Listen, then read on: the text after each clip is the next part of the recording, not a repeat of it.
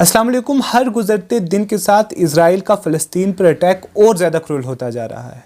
अब तक 300 से ज़्यादा लोग मारे जा चुके हैं और कई हज़ार ज़ख्मी हो चुके हैं। इस पर हर कोई अपना अपना ओपिनियन दे रहा है, हर स्कॉलर, हर यूट्यूबर। लेट्स नो कि इस इशू पर ध्रुव राठी साहब का क्या कहना है। नमस्कार दोस्तों, इजराइल पैलेस्टीन के बीच में हालत इस हद तक खराब हो गई है कि मानो एक जंग छिड़ गई हो। हजारों रॉकेट्स बरसाए जा रहे हैं और ढेरों लोगों की जानें जा रही हैं। इनफैक्ट कुछ बच्चों तक की भी जानें गई। ये मुद्दा इतना कंट्रोवर्शियल नहीं है। उन लोगों के लिए कंट्रोवर्शियल हो सकता है कि जो ABCD इजराइल और फ़लस्तीन की नहीं जानते। जिन्होंने हल्की सी भी रिसर्च की है उन सबको पता है कि इजराइल ने फ़लस्तीन को ऑक्युपाई किया है। इतनी सी बात है बस।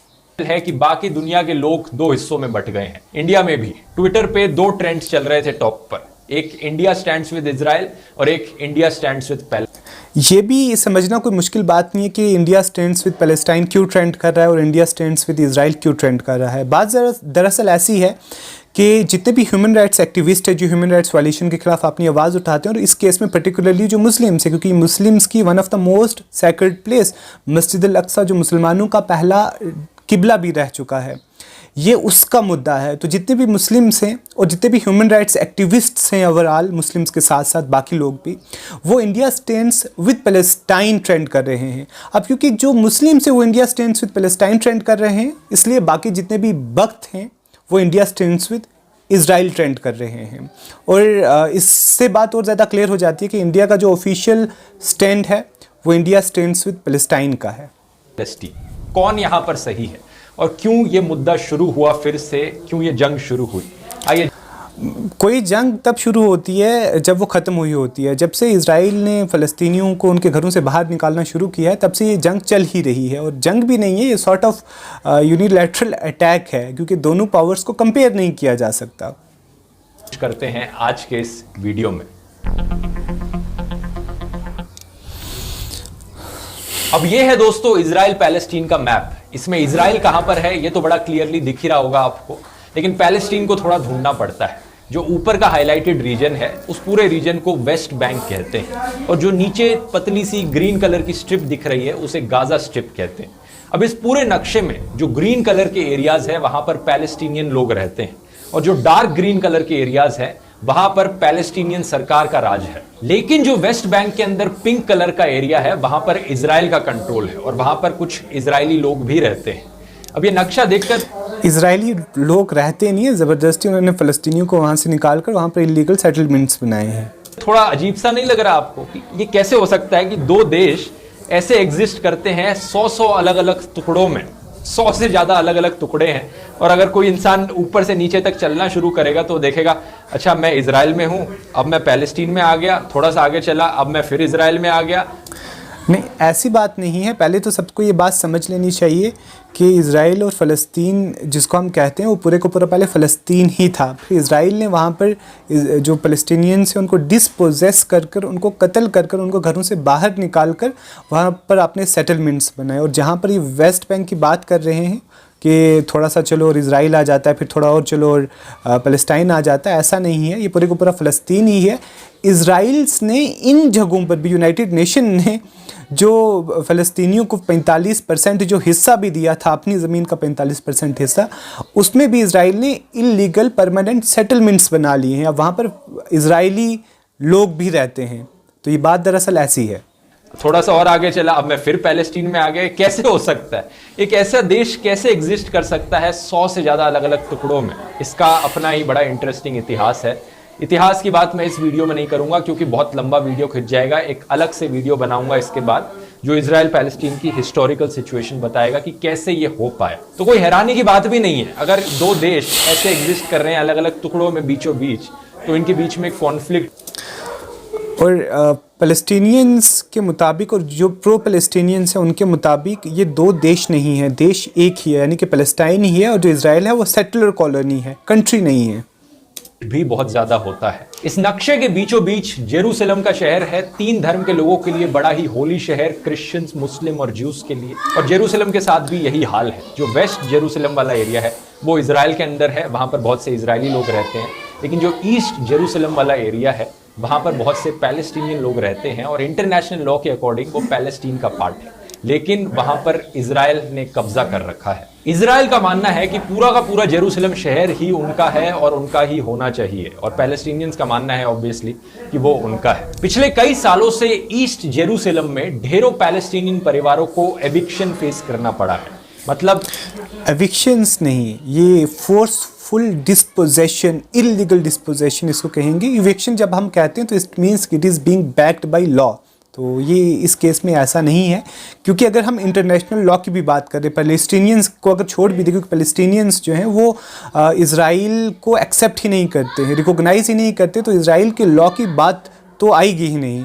इंटरनेशनल लॉ के मुताबिक भी इज़राइल की जो कोर्ट्स हैं उनका जुरिस्डिक्शन नहीं है इन हिस्सों पर, तो वो इविक्शन नहीं कहेंगे, उसको फोर्सफुल डिस्पोजेशन कहेंगे कि ज़बरदस्ती उनको उनके घरों से बाहर निकाला जा रहा है।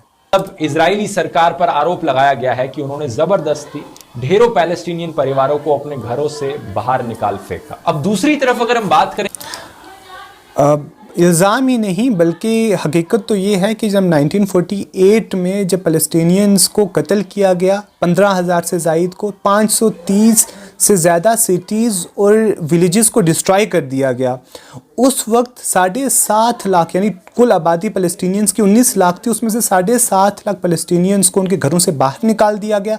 अब वो कुछ जॉर्डन, कुछ सीरिया, कुछ लेबनान में रह रहे हैं।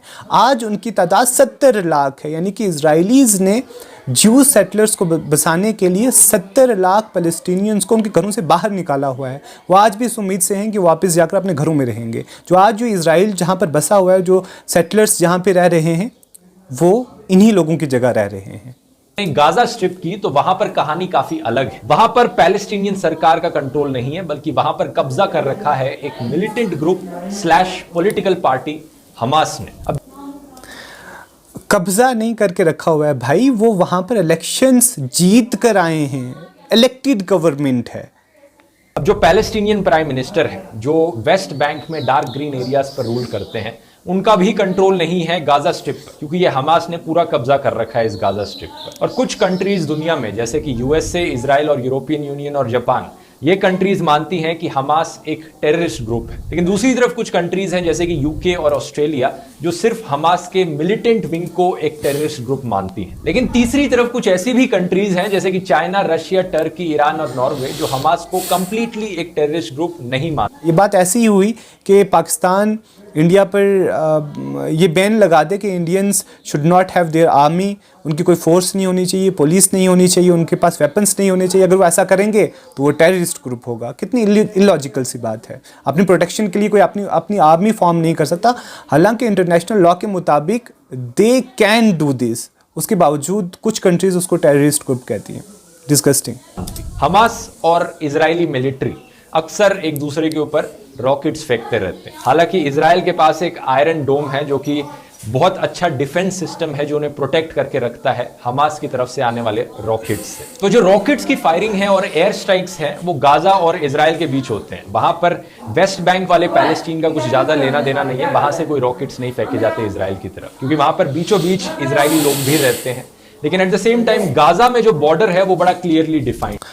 इसमें एक चीज़ और इम्पॉर्टेंट है, रॉकेट्स तो नहीं फेंके जाते हैं, मगर वेस्ट बैंक के जो ईस्ट जेरूसलम है, शेख जर्रा वाला एरिया, वहाँ पर ज़मीनी सतह पर इजरायली फोर्सेस ने अटैक किया हुआ है। कई लोगों को कत्ल भी किया हुआ है, कई लोगों को अरेस्ट भी किया, जहाँ पर ये डिस्पोजेस करना चाहते हैं। रॉकेट्स तो नहीं फेंकते, मगर जो आर्टिलरीज हैं, फायरिंग है, वो ज़रूर करते हैं वहाँ पर जाकर।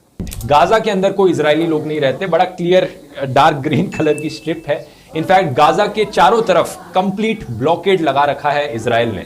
एक तरफ इजराइल ने ब्लॉक कर रखा है और दूसरी तरफ इजिप्ट ने ब्लॉक कर रखा है गाजा को कंप्लीटली। इन्हें इकोनॉमिकली भी कट ऑफ किया गया है बाकी पूरी बाहर की दुनिया से। इसी की वजह से गाजा के सिर्फ इकोनॉमिकली ही नहीं, बल्कि जो वहाँ के बच्चे हैं वो अच्छे स्कूल्स में नहीं पढ़ सकते, क्योंकि बाकी के जितने भी स्कूल्स हैं वो जो वाल है उसकी उस तरफ आ जाती है। अगर स्कूल्स पढ़ने जाते भी हैं तो उनको बहुत दूर चलकर जाना पड़ता है, जहाँ पर इजराइलीज चेक पॉइंट्स हैं, और वहाँ से आना पड़ता है। सो इकोनॉमिक्स के अलावा भी सोशो पॉलिटिकली भी उनको, रिलीजियसली भी उनको बहुत ज़्यादा सप्रेस किया जा रहा है। इसी की वजह से गाजा के अंदर जो अनएम्प्लॉयमेंट रेट है, बेरोजगारी है, वो बहुत ज्यादा हाई है। जो भी पैसा गाजा के अंदर आता है अक्सर बाहर की दुनिया उन्हें मदद करना चाहती है, वहां रहने वाले लोगों की। ज्यादातर टाइम हमास उस पैसे का इस्तेमाल करता है हथियार खरीदने के लिए और रॉकेट। अच्छा, ये जो भाई साहब ने बात की इसके पीछे कोई स्टैटिस्टिक्स नहीं है, कोई लॉजिक नहीं है और साथ में कोई रेफरेंस भी नहीं है, तो इस बात पे यकीन नहीं किया जाएगा।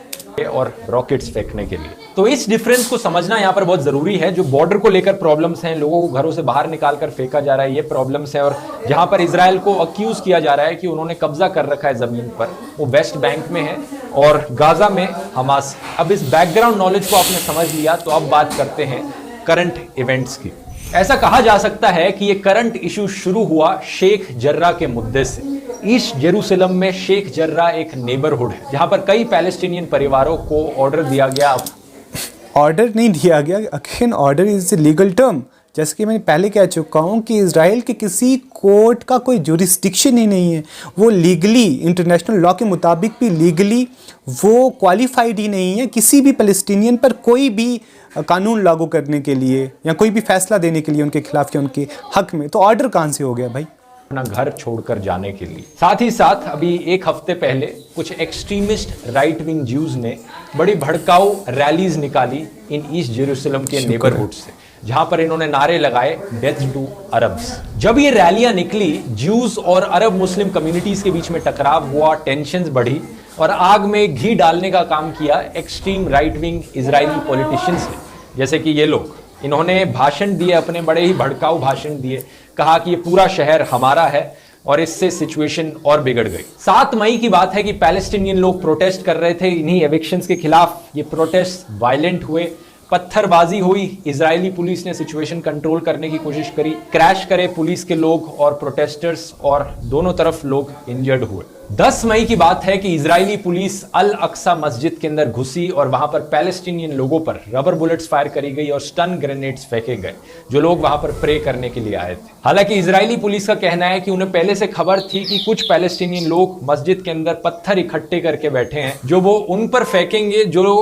राइट विंग लोग वहां से रैलियां निकाल रहे थे और डेथ टू अरब की। यहाँ पर सबसे इम्पॉर्टेंट पॉइंट समझने के लिए ये है कि पूरे का पूरा ब्लेम ऐसा डाला जा रहा है कि जैसे जो मस्जिद के अंदर पत्थर ना रखे हों, कोई बहुत बड़ी मिसाइल्स या बहुत बड़े रॉकेट्स रखे होंगे जो कि उनके ऊपर फेंके जाएंगे। और दूसरा यहाँ पे लॉजिकल बात यह है कि जो मस्जिद अल अक्सा है वहाँ पर किसी भी ज्यू का जाना अलाउड ही नहीं है। उनको सिर्फ वो उस वाल पर जाने दिया जाता है जहाँ पर वो जाकर गिरिया आज़ारी करते हैं, रोते हैं, इबादत करते हैं। जो मेन मस्जिद अल अक्सा है वहाँ पर वो अलाउड ही, अगर मस्जिद के अंदर रखे हुए हैं तो उसके पीछे का रीज़न सिर्फ यही है कि ये मुसलमानों के किबला अव्वल का मसला है। The most sacred place, one of the most sacred place in Islam, उसका मसला है। तो उसकी प्रोटेक्शन के लिए, डिफेंस के लिए कुछ ना कुछ तो रखा जाएगा। और जैसे कि वीडियोस जो आई हैं, जो जितना भी फुटेज है उससे तो सामने दिख रहा है कि लोग नमाज़ पढ़ रहे हैं और ये ग्रेनेड्स फेंके जा रहे हैं। लोग नमाज़ पढ़ रहे हैं, ये फायरिंग कर रहे हैं, स्टील की बुलेट्स ऊपर रबर कोटिंग, तो उससे फायरिंग की जा रही है, इंजर्ड किए जा रहे हैं। तो बात ऐसे कर रहे हैं भाई साहब कि जैसे फ़लस्तीनियों ने इजराइल पर जो है अटैक कर दिया है यहाँ पर, वो भी पत्थरों से के नारे लगा रहे थे। इस मस्जिद के इंसिडेंट की खबर सुनकर हमास ग्रुप ने एक अल्टीमेटम दिया इजरायली सरकार को कि मस्जिद से इजरायली पुलिस को हटा लें, नहीं तो हम हमला बोल दें। हालांकि ये पैलेस्टीनियन लोग जो वेस्ट बैंक में रहते हैं उनका हमास से इतना लेना देना नहीं है, लेकिन फिर भी हमास ने अपने आप को रिप्रेजेंटेटिव दिखाने के लिए पैलेस्टीनियन लोगों का ये वार्निंग दी और कुछ घंटों बाद रॉकेट्स। देखें, जो मस्जिद अल अक्सा का मसला है वो मुस्लिम्स के लिए लाइफ एंड डेथ का मसला है, और पर्टिकुलरली जो लोग फ़लस्तीन में रह रहे हैं उनके लिए लाइफ और डेथ का मसला है। तो जब जब कोई फोर्स आकर मस्जिद अल अक्सा को नुकसान पहुंचाएगी तो इस तरह का रिएक्शन बहुत नॉर्मल है।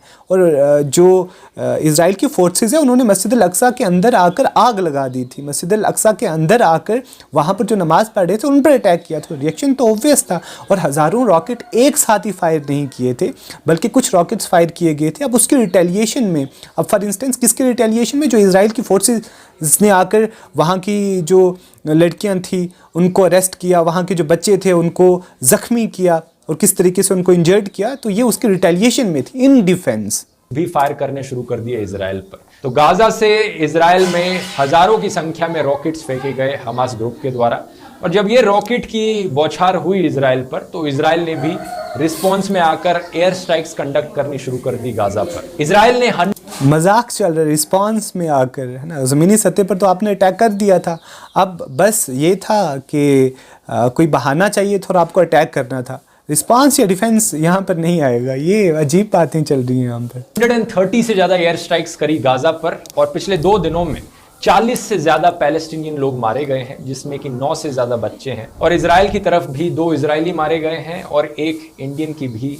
मौत हुई है। तो अब सबसे बड़ा सवाल यह उठता है कि यहां पर कौन सही है और कौन गलत। जस्टिफाई करने के लिए दोनों साइडों के पास बहानों की कमी नहीं है। इजराइल कहता है कि हमने यहाँ पर रॉकेट फेंक के एयर स्ट्राइक्स करी क्योंकि हमास वाले हमारे ऊपर रॉकेट फेंक रहे थे।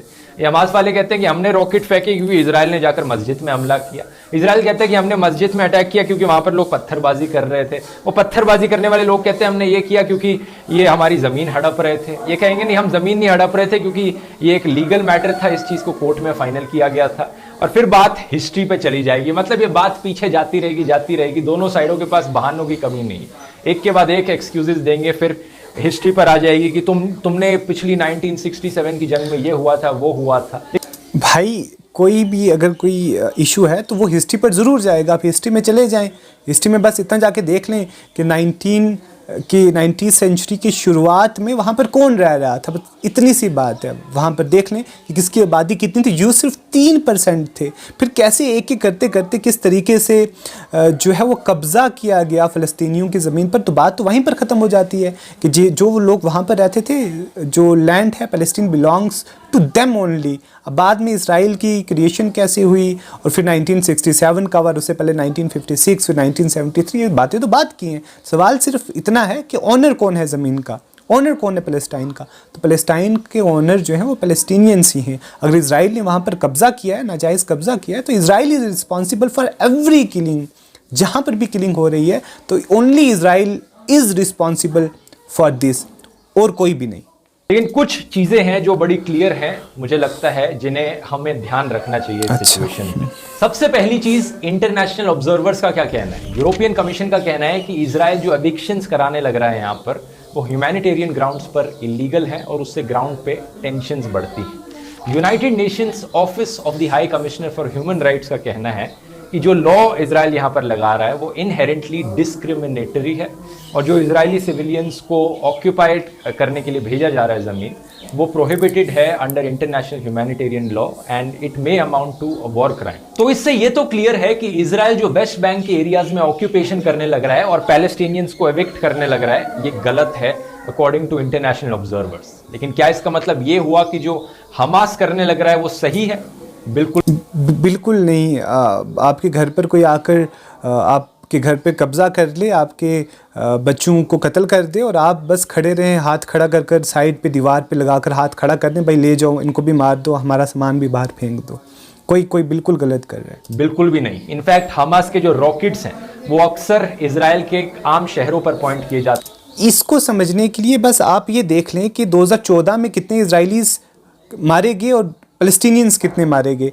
अभी तक हज़ारों की तादाद में पैलेस्टीनियंस कत्ल कर दिए जा चुके हैं, लाखों जो हैं वो डिस्पोजेस्ड हैं। अब कंपेयर ही नहीं कर सकते कि इतना ज़्यादा पैलेस्टीनियंस का नुकसान हुआ है। इवन तो मीडिया हाउसेस तक को नहीं छोड़ा है, और यहाँ पर हमास को क्रिटिसाइज़ किया जा रहा है। पिछले दिनों एक कोट बहुत फेमस हुआ था कि हमास को इस इजराइल के एग्रेशन के लिए ब्लेम करना ऐसा ही है जैसा किसी रेप होती औरत का अपने रेपिस्ट को पंच मारने के लिए ब्लेम करना है। बस इतनी सी बात है। इजराइल के आम शहरों पर पॉइंट किए जाते हैं जहां पर आम जनता को बहुत खतरा पहुंचता है। ये तो अच्छी बात है कि इजराइल के पास इतना अच्छा डिफेंस सिस्टम है, एक आयरन डोम है, जिसकी वजह से ज्यादातर रॉकेट्स जो हमास भेजता है वो एक्चुअली में उनसे कोई डिस्ट्रक्शन नहीं होती, उनसे कोई कैजुअलिटीज नहीं होती। बहुत कम कैजुअलिटीज हुई हैं इजराइल की साइड पर।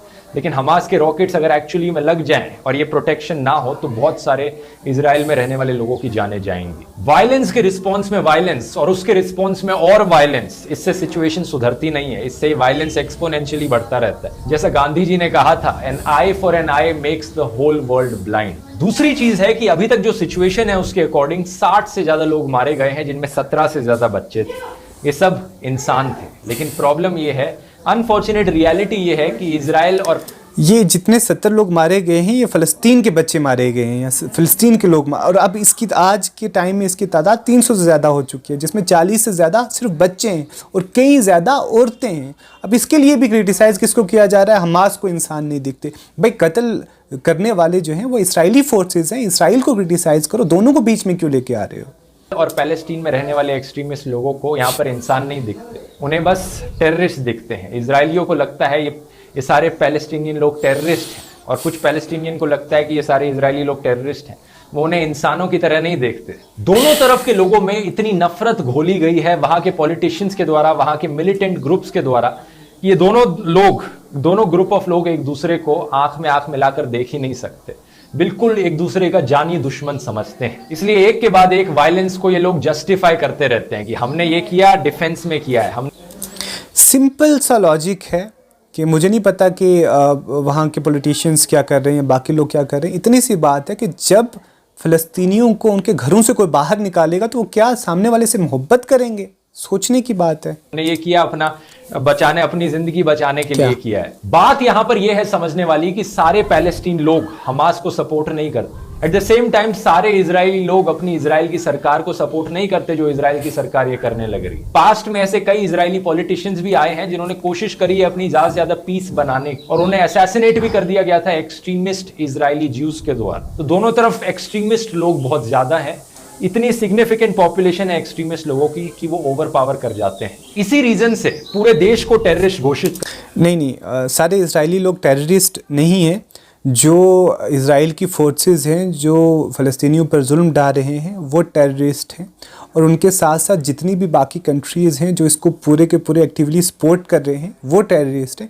सारे के सारे टेररिस्ट नहीं हैं। और वो लोग जो फ़लस्तीनियों को जिन्होंने घर से उनके घरों से बाहर निकाला और जो फ़लस्तीनियों की जगह है ना, चाहे वो वेस्ट जेरूशलम हो जिसको इजराइल कहते हैं, चाहे वो ईस्ट जेरूशलम है, और वो फ़लस्तीनियों की जगह रह रहे हैं, उनकी डेड बॉडीज़ पर अपना गुजर बसर कर रहे हैं, सिर्फ वो टेररिस्ट। सारे के सारे लोग टेररिस्ट नहीं।